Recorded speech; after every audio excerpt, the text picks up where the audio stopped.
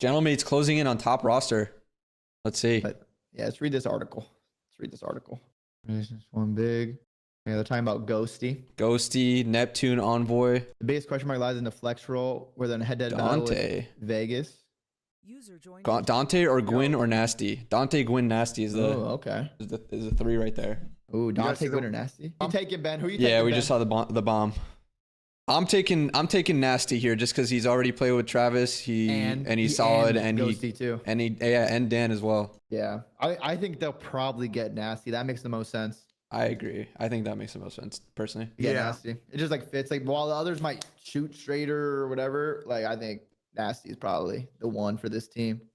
I think Byron's a good choice because if this turns out that this team has a pack-a-punch issue, you can always address that via challengers down the road.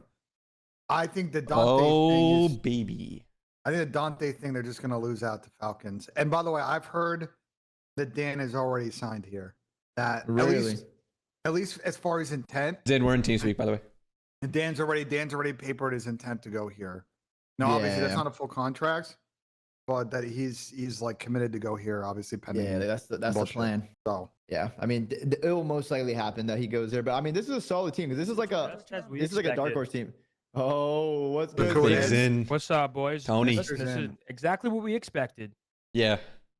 Honestly, the Gwyn one is kind of a curveball, but yeah, Byron or them just Dante thinking, was it too. Though, like you don't rush into the pickup. Like you just kind of think. You look at the landscape. Have a convo. I mean, the Gwyn thing is, I think they look at their team. And they say, well, Nep's obviously going to run shit down. Dan obviously was a Kentucky Friar, the year before, he was in this position. Byron and Dill are kind of role players, and do we think that we have enough power on our team? And then Gwyn's upside as a takeover player is why we might choose him over I think Sib's their number one. He might go to Vegas. But I actually like the Gwyn curveball. I feel bad for Nasty because that would kind of leave him on the outside of some of these upper echelon teams. But I'm so much higher on Gwyn than the rest of the community. Like once again, Octane and ZooMaa said he was kill whoring once. Now the whole community said he's a kill whore. Oh, you're blaming. I think he's solid, but I feel like I would still take Byron. Though. Are we blaming Sam and Tom for tarnishing his stock? Yep. Yeah. So my chat was saying, do you think Gwyn's saying he wants to play flex hurts his stock as a sub if teams are looking for a true sub? Did he 100% say that he wants to flex for sure? But so Ronnie said in my chat that Gwyn is in number 2. I take it back. Shotzi also said he's a kill whore, so he is a kill whore. I was about to say, one of your players got. Sorry, Tom. So Ronnie Intel is in my chat, and Ronnie said that Gwyn, he has heard his number 2 option to flex on this team. So if they don't get Dante, they want to get Gwyn. If they don't get Gwyn, then they'll get Byron. I mean, the kid can obviously get kills. So if you're missing out on Sib and you're worried about firepower, I think it makes total sense. Yeah, Nasty just has history though with these players, just because he teamed with Neptune, that's what I was thinking too. Force. He teamed with Ghosty, got a second place. So that's what I was thinking they would maybe just get him. But yeah, if they are trying to go for the firepower, then it would be a good call to get Sib. I think this is actually a better team for Sib than the Vegas team.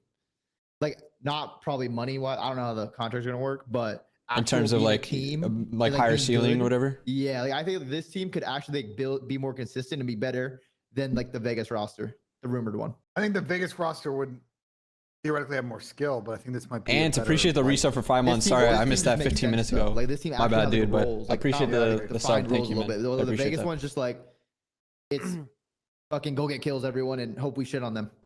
Vegas one's an H team.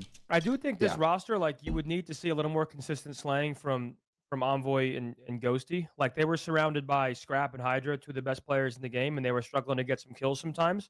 This specific roster, Neptune has to carry a large load, which is why I like targeting a Slayer like Sib or maybe even Gwyn. Although once again, I would feel bad for Nasty. But I also think this next year is a huge year for Dan and Bill individually.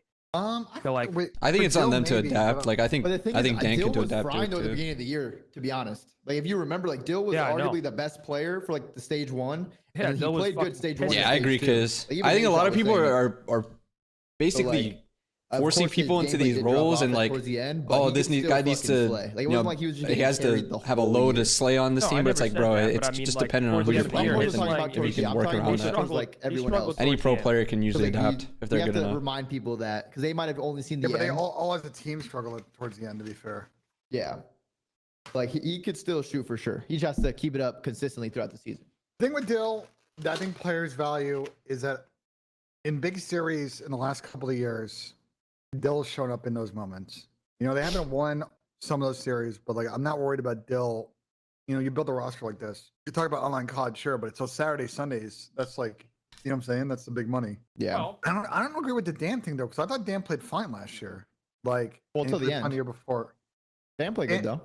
Dan just getting kind of ending up on this team because of his contract situation being restricted. Otherwise, I think Toronto would have picked him up.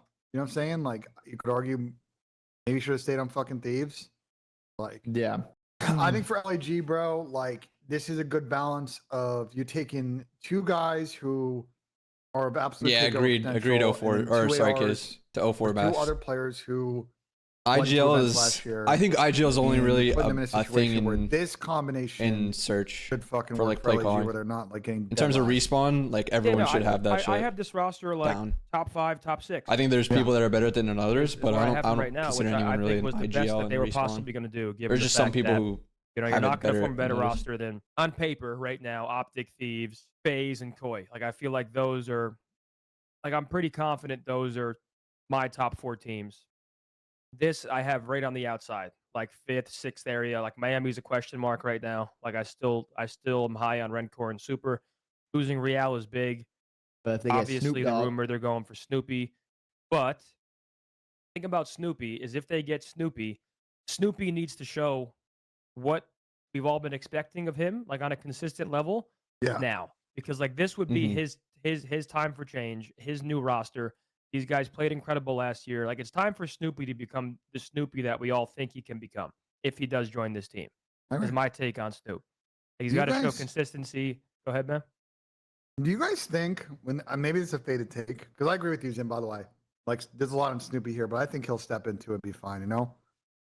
Do you feel like the way this Rostermania ended up? I feel like I can predict for the most part who the bottom 3 teams are going to be, and then the last spot is just kind of going to be up for grabs. But I feel like the talent spread out that I feel like the top 6, 7 just feels like the top 6, 7 next year, barring some breakout bullshit that we can't predict. I feel like we always say this, and then something happens and another team like rises up. I think it's too early to tell. We don't even know what type of risks and teams are gonna be made. Like if that omit roster gets picked up fully, like that could completely shake things up too. And you know this gentleman's team I think can contend for like Sundays and shit.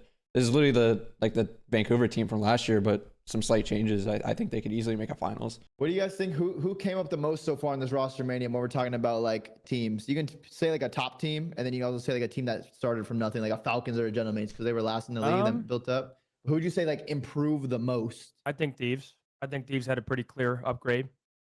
Well, yeah, I think actually, I mean, Gentleman's is like the obvious answer because they're about to go from second to last with like 5 wins to actually having like a competent. If we're talking about the full gap, I agree with like my chat was saying like Falcons or Gentleman's for sure. Yeah, just because of the gap. But I do think like LA team made an upgrade. I think. Yeah, I think at the highest level, Thieves made the best upgrade. Now, did anyone downgrade? Is there any teams that you think downgraded?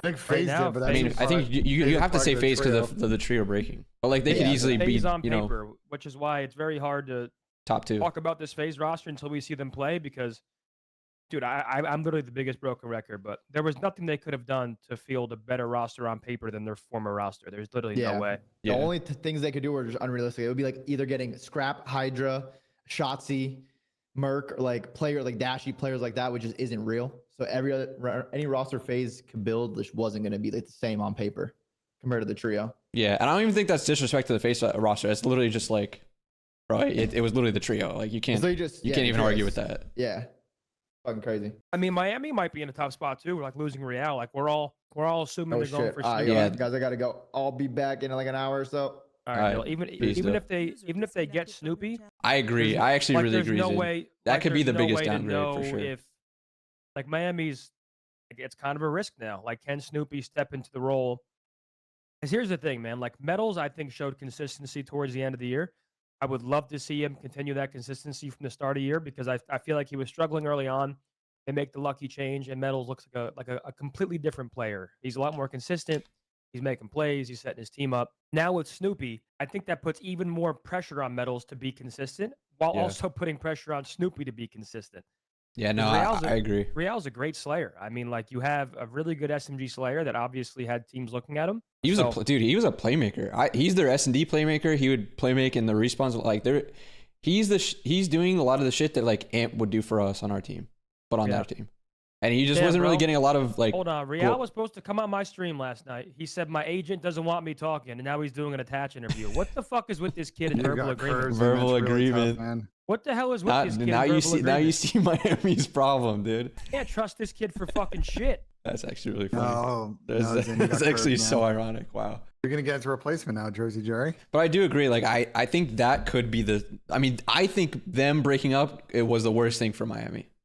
Like honestly. Dude, they were legit 1 second from beating us. 1 3-piece away. One 3-piece combo away. I legit thought we lost. When Real was top open, I thought we lost. I thought he got the 3rd kill.